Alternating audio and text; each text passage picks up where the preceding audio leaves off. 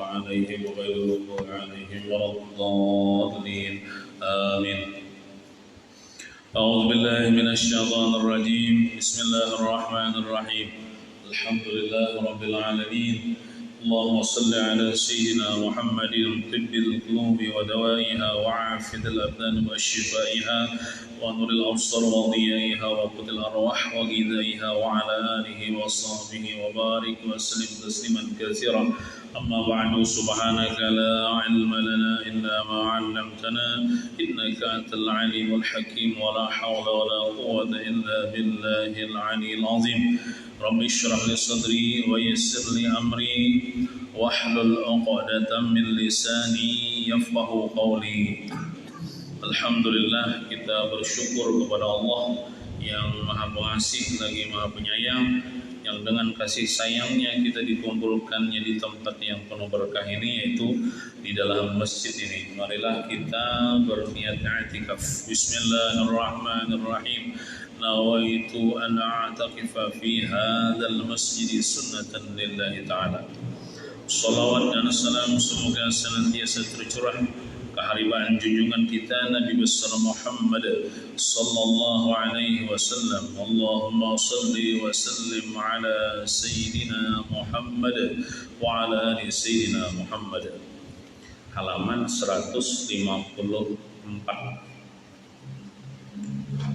Bismillahirrahmanirrahim. Qala al-muallif rahimahullah ta'ala wa nafa'na bihi wa bi jami' ulumihi fid dharain amin.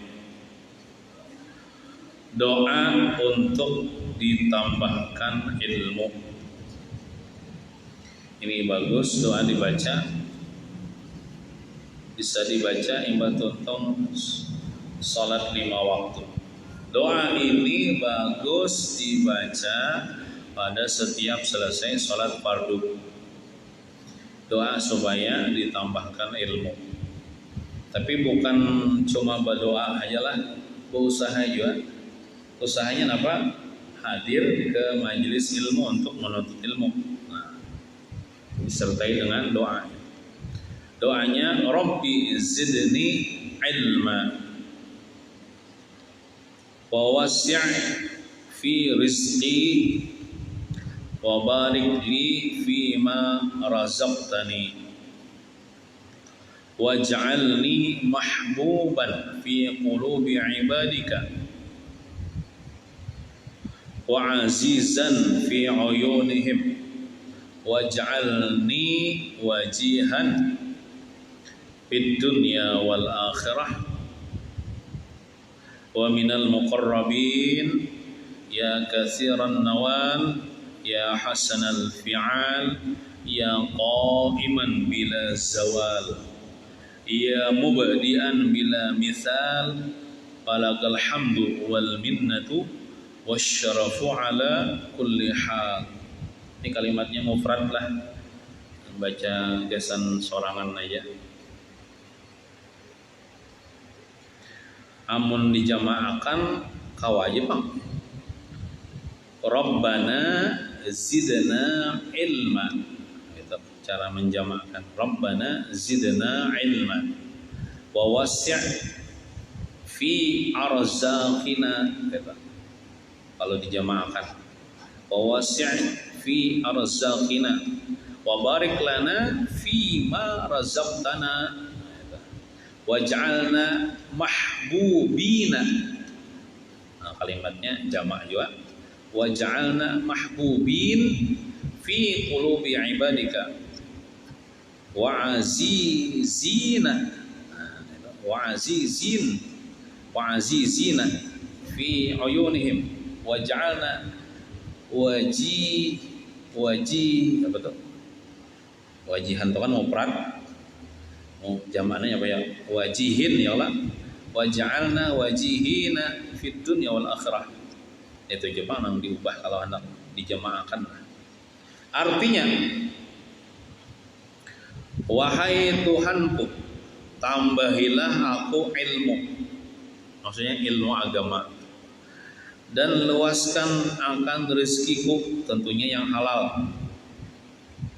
Mudahkan dalam mendapatkan rezeki yang halal maksudnya. dan berkati bagiku pada setiap yang engkau karuniakan kepadaku.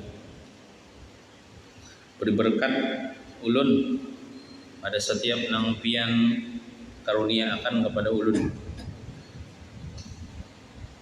Apa aja nang pian beri ulun umur berkat, beri harta berkat, anak berkat, bini berkat, rumah berkat, kendaraan berkat. Nah, sebadataan nang pian karuniakan kepada ulun berkati, dan jadikanlah aku ini dicintai di hati hamba-hambamu yang soleh. Nah, kalau orang-orang soleh mencintai kita, nyaman urusannya. Pasti mereka itu mendoakan kita dan mulia pada pandangan mereka. Jadikan ulun ini mulia di pandangan mereka. Dan jadikanlah aku ini terkemuka di dunia dan di akhirat. Artinya unggul terus di dunia, unggul di akhirat. Nah, maksud terkemuka itu selalu unggul di dunia, unggul di akhirat. Dan jadikanlah aku, saya juga terkemuka tadi mulia di dunia, mulia di akhirat. Dan jadikanlah aku dari golongan hambamu yang dekat kepadamu, termasuk muqarrabin nih. Nah, wahai Tuhan yang banyak pemberiannya, bagus segala perbuatannya. Seberataan gawean Tuhan itu bagus lah. Nikmatnya banyak benar. Yang senantiasa berdiri sendiri tanpa henti. Qiyamuhu binafsih, kalau Allah Ta'ala maksud berdiri sendiri tanpa henti itu selama-lamanya Allah Ta'ala itu akan berhajar kepada makhluk. Yang mencipta makhluk tanpa ada contoh terlebih dahulu. Tuhan Maula alam semesta ini kan ada contohnya. Bagimu segala pujian, wahai Allah, pemberian dan kemuliaan pada setiap keadaan. Itu terjemah daripada doa itu. Bagus dibaca setiap tentang sembahyang fardu jasidin. Doa ini telah dijazahkan kepada saya oleh guru saya, ujar Abu Ya kami nih, Guru Ahmad Fahmi Zamzam nih. Doa ini telah dijazahkan kepada saya oleh guru saya, yaitu siapa? Guru saya Kiai Haji Muhammad Syukri Yunus Al-Banjari. Guru Sidin ini masih hidup, Sidinnya sudah meninggal dunia. Abu Ya Guru Fahmi Zamzam sudah wafat. Adapun Guru Syukri masih hidup. Nah, beliau Kiai Haji Muhammad Syukri Yunus lah. Beliau mengambil dari mana doa ini? Dari Kiai Haji Salim Ma'ruf. Guru Haji Salim Ma'ruf ini kuitan oleh Bupati Banjar almarhum, kuitan daripada Kiai Khalilur Rahman. Nah, Kiai Haji Salim Ma'ruf itu masuk pimpinan Darussalam Jubari rahimahullah taala. Semoga Allah Taala merahmati sidin. Beliau Kiai Haji Salim Ma'ruf nih nang makam sidin di Pekoman Martapura. Beliau mengutip dari kitab An-Nafsul Yumna. Ada kitab namanya An-Nafsul Yumna, ada di bisi juga. Karangan Sayyid Abdurrahman bin Sulaiman Al-Ahdal rahimahullah taala. Habib Abdurrahman bin Sulaiman Al-Ahdal. Nah, jadi ada doa ini tertulis di dalam kitab itu. Nah, dan kemudian ujar sidin ujar Kiai Ahmad Fahmi Zamzam sidin Bapandir waktu sidin hidup. Dan kemudian saya ijazahkan pula doa ini kepada kalian muslimin dan muslimat. Muslimin itu orang Islam laki-laki, muslimat orang Islam perempuan yang memiliki buku ini. Sebagian sebut qabil tu maksudnya aku terima. Nah, jadi ini ijazah tertulis. Jadi siapa yang bisi buku ini, buku kitab yang kelebihan ilmu dan ulama, ada dua sini, itu biar dapat ijazah secara tertulis. Jadi pian katakan ulun terima atau qabiltu.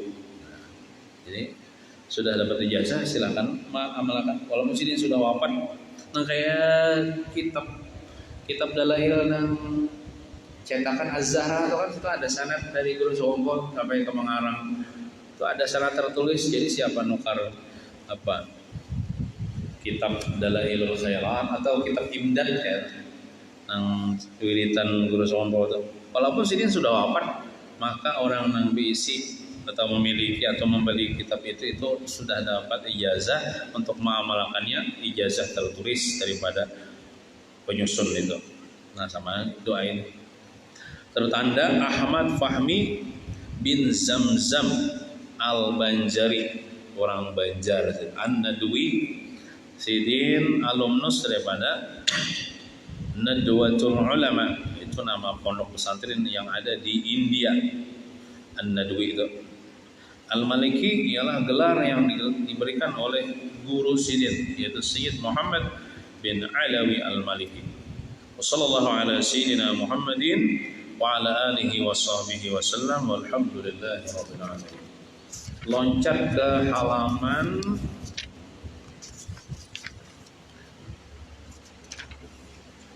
169.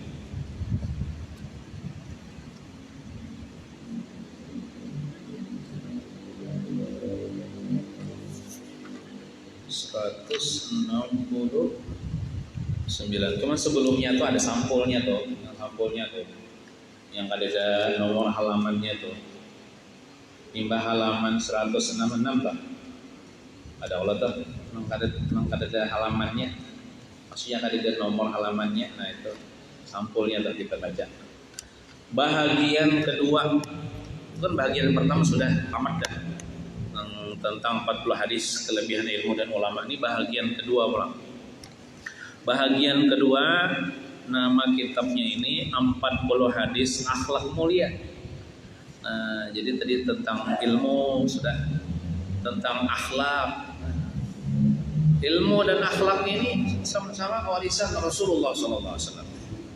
Jadi kita ini bukan cuma berilmu, cuma juga dituntut punya adab, punya akhlak. Bahkan adab itu kan, adab atau akhlak itu nang biasanya nang dipandang di masyarakat, walaupun kita ada minta nilai kepada masyarakat.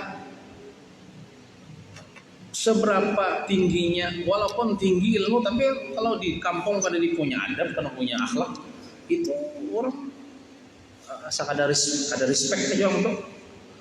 Tapi kalau ilmu kita nih ya ada tapi tinggi yo bang, ilmu sekolah cuman adab luar biasa. Adab lawan kuitan, adab lawan guru, adab lawan kawan, adab tetangga luar biasa. Walaupun ada tapi ilmu cuman adabnya luar biasa, yaitu insyaallah manusia itu respect aja orang tuh. Jadi simpati, jadi cinta. Makanya kan ujar Nabi, innama bu'istu liutammima makarimal akhlaq. Aku diutus supaya menjadikan umat ini, melajari umat ini supaya umat ini mempunyai akhlak mulia. Rasulullah SAW dipuji Allah Ta'ala di dalam Al-Quran, wa innaka la'ala khuluqin azim. Engkau mempunyai akhlak yang mulia, yang agung. Nah itu. Tapi bagus ya Allah, ilmu tinggi, akhlak juga tinggi, luar biasa. Bahagian kedua 40 hadis tentang akhlak mulia. Susunan Syekh Ahmad Fahmi Zamzam rahimahullah ta'ala. Nah, ini amal jariah sidin nih. Ya kitab ini. Abu Ali Al-Banjari An-Nadwi Al-Maliki. Diterjemahkan dan dihuraikan oleh sidin seorang lah, Syekh Ahmad Fahmi Zamzam rahimahullah ta'ala, Abu Ali Al-Banjari An-Nadwi Al-Maliki. Nah, jadi ada di dalam kitab Al-Mawaidul Usburiyah itulah disebutkan di situ. Di antara penyebab seseorang itu akan mendapatkan syafaat Rasulullah, yaitu mengumpulkan 40 hadis atau menghafal 40 hadis serta diamalkannya, atau mengarang, menyusun, mengumpul 40 hadis Nabi dalam satu buku Kemudian diajarkan kepada orang lain. Itu salah satu jalan untuk mendapatkan syafaat Nabi Muhammad SAW. Nah, jadi kitab ini Sidin menyusun hadisnya, Sidin yang mensyarahkannya, Sidin menerjemahkannya. Adapun hadis sebelumnya tadi kan guru Sidin yang menyusun teks hadisnya, Sidin menerjemah, murid Sidin menerjemahkannya. Nah, halaman 169, Muqaddimatul Muallif, muqaddimah pendahuluan daripada penyusun. Muallif itu penyusun lah, kalau musannif itu pengarang. Ujar Sidin apa? Akhlak mulia adalah buah daripada iman yang tertanam di lubuk hati. Itu bila orang tuh punya akhlak mulia, maksudnya orang Islam lah punya akhlak mulia, itu tandanya di hatinya tuh ada iman. Makanya ada kitab Kami Utuyan itu tentang cabang-cabang iman. Bila kita lah, yang paling rendah cabang iman itu membuangi duri di jalan. Bila kita atau kita melihat orang Islam berjalan, sayangnya ada melihat kulit durian enggak atau kulit pisang di jalan. Lalu di hatinya kan di nyaman, maksudnya kan di nyaman membiarkan itu. Kalau aku biarkan, kalau bina orang lalu kita terjungkang, terabah, celaka, lalu dibuanginya, itu kan akhlak mulia tuh. Itu orang tandanya ada iman di hatinya. Tanda ada iman di hatinya. Pokoknya ini Tuhan bila memperbuat sesuatu yang baik, yang dipandang baik di segi akhlak, itu ada tanda iman di hatinya. Contoh, masuk di masjid melihat teh cacak, asa kati nyaman melihat teh cacak nih, lalu mengambil itu sesapu, mengambil, membuang. Itu orang tandanya ada iman di hatinya, ada tanda iman di hatinya. Atau misalnya melihat kawan misalnya hendak mengambil mangga orang, kadinya meneh asa kadinya melihatkan kasihannya, lalu menegur, jangan kawannya itu ampun orang berdosa ya. Nah itu ada iman. Ini banyak cabang iman tuh lah. Akhlak mulia nih. Nah jadi akhlak mulia adalah buah daripada iman yang tertanam di lubuk hati. Misalnya melihat nih kai biasanya hendak menyebarang anak awal masih di tuha mana mobil lalu mengirim kai kasihan dia, lalu disebarangkan, itu ada iman di hati, tandanya ada iman di hati itu. Orang yang sempurna imannya mesti sempurna akhlaknya. Nah, amun sempurna orang imannya mesti akhlaknya itu sempurna juga. Nah, sebaliknya orang yang runtuh akhlaknya menunjukkan atas keruntuhan iman yang ada di dalam dadanya. Akhlak mulia adalah ciri utama bagi setiap muslim. Orang Islam itu mestinya mempunyai akhlak mulia. Nah, karena yang dicontohnya itu Rasulullah. Karena hakikat iman apabila wujud di dalam hati, ia akan dapat memelihara segala tindakan dan perbuatan seseorang. Dan orang yang beriman bahwa Allah Ta'ala itu mengetahui segala perbuatannya, dan ia beriman bahwa Allah Ta'ala akan membalas segala perbuatan yang dilakukannya itu pada hari kiamat nanti. Sudah pasti ia tidak berani melakukan apa-apa kemaksiatan. Namun orang tuh beriman, artinya beriman itu kan percaya Tuhan tuh melihat seorang. Dimanapun seorang berada, pasti Tuhan tuh melihat seorang. Maka dia akan menjaga akhlaknya, walaupun sendirian, walaupun di tempat yang sunyi, tapi Tuhan melihat. Kan iman tuh, beriman dengan Tuhan yang melihat kita, percaya dengan Tuhan mengetahui kita. Nah lalu baik ada wani melakukan maksiat, baik terhadap Allah maksiatnya seperti meninggalkan sholat, jadi kedua tinggal sembahyang, Tuhan mau melihat. Nah itu kan buah daripada keimanan tuh lalu sembahyang, walaupun sorangan di rumah, Walaupun kada berjamaah ya kalau, tapi Tuhan melihat nih. Enggak ada sembahyang disiksa, bukan sekadar melihat aja, tapi membalas, menyiksa. Nah itu kada wani meninggalkan sembahyang. Kalau sembahyang itu kan meninggalkan sembahyang, contoh maksiat kepada Allah, maupun terhadap makhluk, atau misalnya hendak berbuat jahat kepada makhluk atau maksiat kepada makhluk karena Tuhan melihat, rasanya nih ada wani juga. Seperti apa? Mengambil hak orang lain. Tadi dia juga nang melihat ya.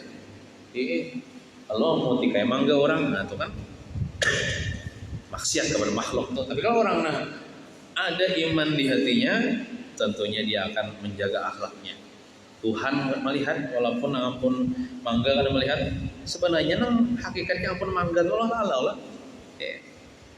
Nah, kalau kedua ini mengambil ampun orang, hak orang.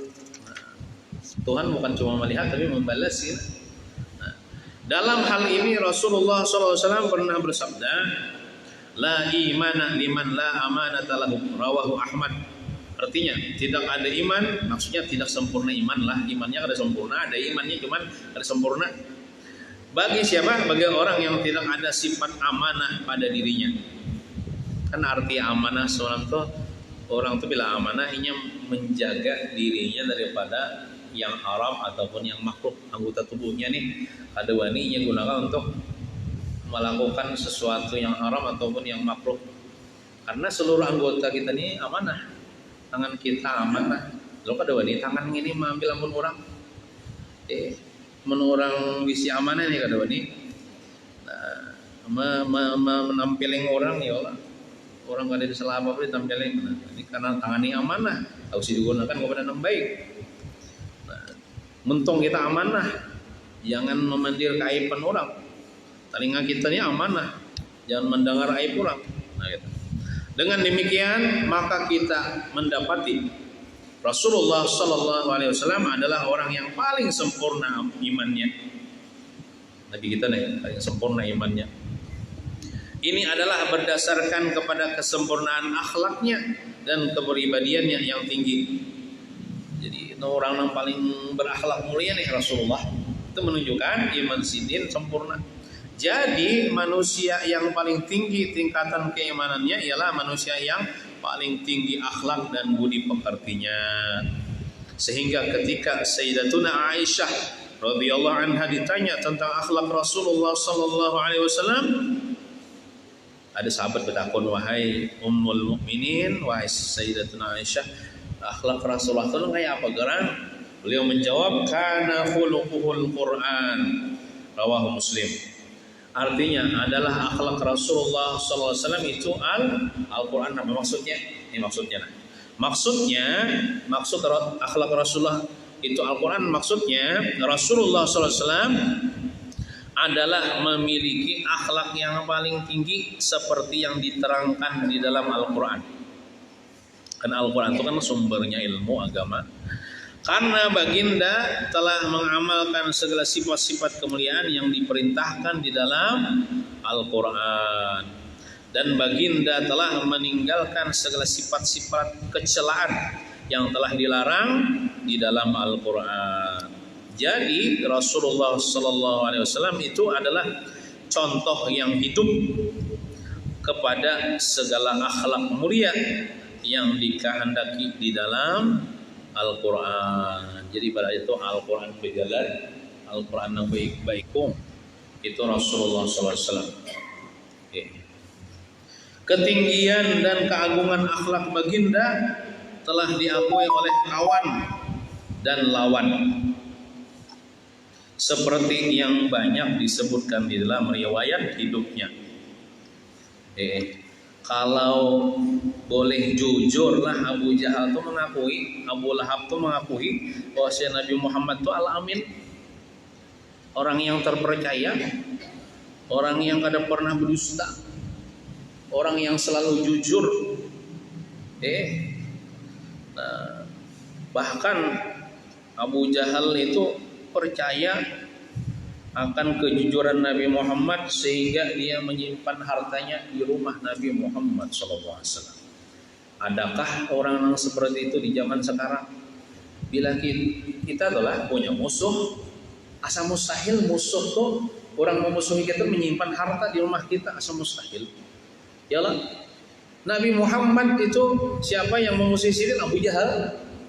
Tapi tetap percaya dengan kejujuran Nabi Muhammad, tetap menyimpan harta di rumah Nabi Muhammad. Karena orang-orang Mekah itu kalau mau aman hartanya itu disimpanlah di rumah Muhammad, kata mereka. Mungkin bahari itu tidak ada bank lagi, simpan. Kalau disimpan di rumah Nabi Muhammad aman harta itu, tidak akan berkurang, dikembalikan dengan secara utuh. Makanya Nabi Muhammad ketika hijrah ke Madinah itu menyuruh Sayyidina Ali bin Abi Thalib untuk bertinggal, untuk kaina haja hijrah. Ditugaskan Sayyidina Ali bin Abi Thalib untuk mengembalikan harta-harta orang kafir Quraisy yang ada di rumah Nabi Muhammad SAW. Nabi Muhammad hijrah ke Madinah, lalu Sayyidina Ali mengembalikan harta-harta orang-orang kafir Quraisy di julung masing-masing. Oh, luar biasa. Tapi kenapa jar Abu Jahal tuh kada beriman? Padahalnya tahu aja Nabi Muhammad jujur. Pangarasan. Takarasi nang salah. Sombong bre, sombong. Pada tunduk kepada kebenaran. Bukan kada tahu. Abu Jahal tahu aja Nabi Muhammad itu nabi. Cuman kada mengakui. Nah, sombong bre. Seperti yang banyak disebutkan di dalam riwayat hidupnya. Dan telah pula diakui oleh Allah Ta'ala. Allah Ta'ala langsung mengakui bahwa Nabi Muhammad ini punya akhlak yang agung. Seperti firman-Nya, wa innaka la'ala khuluqin azim. Surah Al-Qalam ayat 4. Maksudnya, sesungguhnya engkau hai Muhammad berada di atas akhlak yang paling agung. Amun kada salah lah, amun salah agur ha.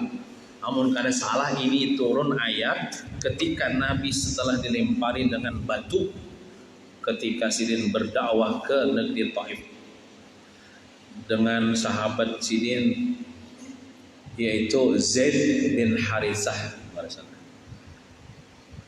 Karena di Makkah nih kada tapi diterima benar terang-terangan itu dakwah, lalu Sidin cobaan pang ke Taif, berdakwah menyampaikan agama. Sekalinya disambut dengan batu, dilempari dengan batu sampai berdarah-darah.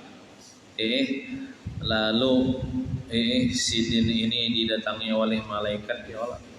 Lalu malaikat ini menawarakan supaya gunung kan ditimpakan kepada orang-orang Taif itu. Lalu ujar Nabi apa berdoa, Allahumma hdi qaumi fa innahum la ya'lamun. Jangan ditimpakan ya Nabi, kasihan ya. Inya kada tahu. Kayaknya tahu mereka beriman Nah, lalu kan luar biasa tuh. Disakiti tapi mendoakan kebaikan. Dizalimi tapi tidak membalas. Bahkan membalas dengan kebaikan yaitu doa. Lalu turunlah ayat ini. Allah Ta'ala memuji akan mulianya akhlak Nabi. Wa innaka la'ala khuluqin azim. Sungguh engkau wahai Muhammad berada di atas akhlak yang paling agung. Dan oleh karena yang demikian itu, maka Allah Ta'ala menyuruh kita umat Nabi Muhammad nih untuk mengikuti akhlak Rasulullah SAW dan menjadikan baginda sebagai ikutan dan teladan. Seperti firman-Nya, laqad kana lakum fi Rasulillahi uswatun hasanah. Jadi idola kita nih Rasulullah, teladan kita, ikutan kita Rasulullah, jangan yang lain. Surah Al-Ahzab ayat 21. Maksudnya, sesungguhnya bagi kamu wahai umat nih, pada diri Rasulullah SAW itu ikutan yang baik. Ikuti Rasulullah ya Allah, akhlak Rasulullah. Dan Rasulullah SAW sendiri telah menyatakan yang demikian itu dalam sabdanya, Inna ma bu'istu liutammima makarimal akhlaq. Rawahu Malikun fil Muwatta. Balagan. Meriwayatkan akan dia hadis oleh Imam Malik dalam kitab Al-Muwatta. Artinya, hanya saja aku diutus untuk menyempurnakan akhlak yang mulia. Dan jelaslah bagi kita tujuan Rasulullah SAW diutus oleh Allah Ta'ala, yaitu untuk mengajarkan umatnya akhlak yang mulia. Sama ada akhlak terhadap Allah Ta'ala maupun akhlak terhadap sesama makhluk. Makanya kitab ini kita melajari kepada kita bagaimana akhlak kita nih dalam kehidupan sehari-hari nih. Nah, belajar kita daripada hadis Nabi nih. Maka kitab ini memaparkan kepada kita contoh-contoh yang ideal dari ketinggian akhlak baginda dan memuatkan pelajaran yang baginda berikan untuk membimbing kita ke arah kesempurnaan akhlak yang merupakan gambaran luar terhadap kekuatan iman yang tertanam di dalam hati. Jadi ibaratnya tuh orang punya iman lalu direalisasikan, dibuktikan dengan akhlak mulia. Sama-sama kita berdoa semoga Allah Ta'ala senantiasa melimpahi kepada kita taufik dan hidayahnya, amin, sehingga dapatlah kita mengikuti dan mencontohi akhlak Rasulullah SAW. Dan sama-samalah kita berdoa pula semoga kita dikumpulkan di padang mahsyar kelak bersama-sama dengan baginda sallallahu alaihi wasallam, amin, dan mendapat syafaat uzma daripadanya, syafaat yang besar.